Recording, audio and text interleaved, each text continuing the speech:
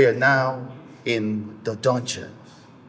This is where the slaves would be taken down and kept in an enclosed room.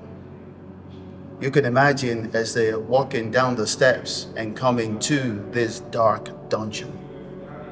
About 150 people will be placed in a small room with just a little bit of ventilation coming through. Other than that, everywhere else was dark.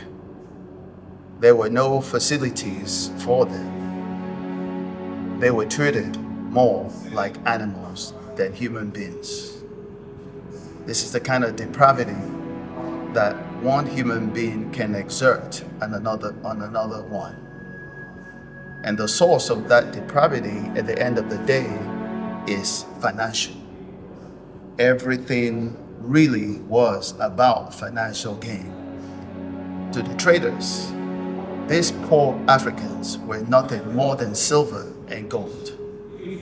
Never cared about their soul. Never cared that they were created in the same image that they were created in. All they saw was silver and gold. And these people were bussed off or shipped off to the Americas and the Caribbean. When I'm here, it reminds me of Joseph in the Bible. Joseph was also falsely imprisoned. It's almost like being sold off. Well, you know the story of Joseph. He was sold as a slave by his own brothers. Ultimately, at a certain point in his life, he ended up falsely imprisoned. The Bible says that he was taken down into a dungeon.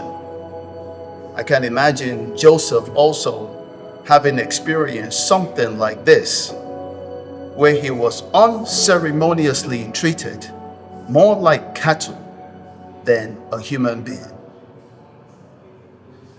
This is the horror and depravity of a human soul. We can do better.